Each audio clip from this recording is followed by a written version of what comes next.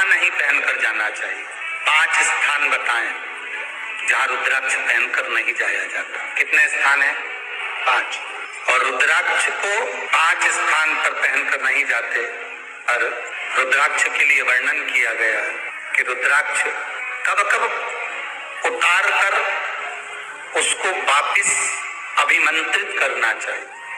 5 जगह पहनकर नहीं जाना चाहिए और रुद्राक्ष को अभिमंत्रित करना मतलब सीधा अमावस्या के दिन, पूर्णिमा के दिन, शिवरात्रि के दिन, श्रावण महीने के सोमवार को, प्रदोष के दिन, ये दिन आपके शरीर में जहां पर भी रुद्राक्ष है, आपके गले में अगर आप रुद्राक्ष पहने हो, आपके हस्त कमल में आप रुद्राक्ष पहने हो, आपने अपने पास में कहीं रुद्राक्ष रख रखा है, तो उस रुद्राक्ष को अमावस्या, पूर्णिमा, शिवरात्रि या श्रावण का सोमवार या प्रदोष आदि, इस दिन उस रुद्राक्ष को एक बार, 2 बार उसमें थोड़ा सा सरसों का तेल अवश्य लगाना चाहिए।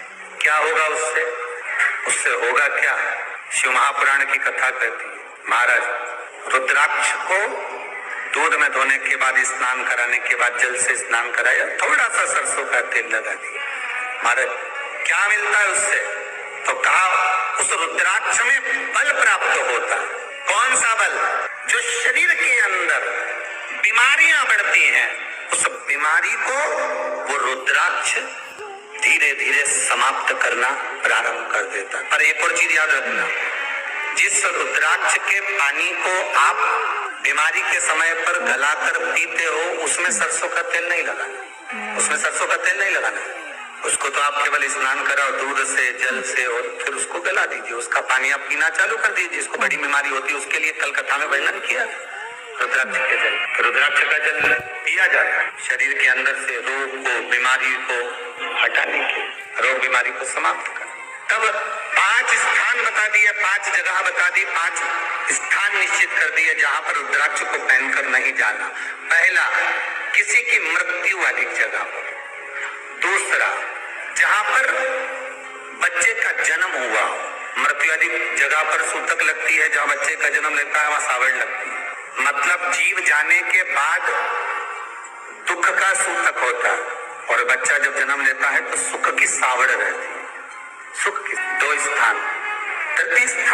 तीसरा स्थान दिया जहां पर वैश्यावृत्ति होती हो या महाराज मदिरा का पान होता हो, उस स्थान पर रुद्राक्ष को नहीं ले जाएगा। चौथा स्थान रुद्राक्ष के लिए कहा गया, जिस स्थान पर आपको ज्ञात नहीं है और आपको लगता है कि ये स्थान अज्ञात है, यहाँ पर कई जगह पर कुछ जीवों की हत्या हुई है या किसी जीव को नष्ट किया गया है, उस स्थान पर रुद्राक्ष को नहीं ले जाना चाहिए।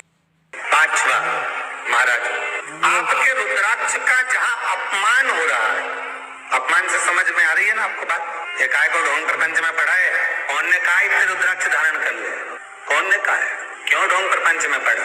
अगर हम रुद्राक्ष गले में पहन लेते और नारी का रजस्वला धर्म आ जाता, रजो धर्म का समय आ जाता है, वो रुद्राक्ष हम गले में धारण कर रखते हैं, तो वो रुद्राक्ष क्या वो बेकार हो जाता है?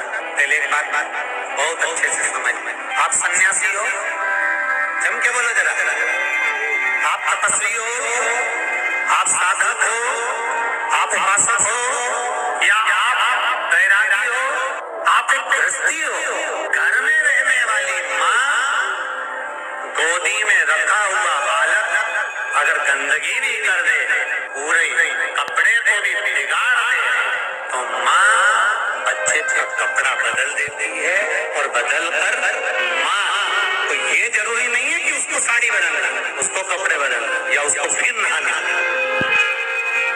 बच्चा जब गोदी में होता है तो माँ की गोद में कितनी बार भी गंदगी कर दे, फिर माँ अपने कपड़े बार बार नहीं बदलती, उसी कपड़े से काम करती रहती है, उसी कपड़े से सेवा करती रहती है, उसी कपड़े से भगवान का पूजन भी करेगी तो भगवान स्वीकार करेगा। क्योंकि मातृत्व के लिए, माँ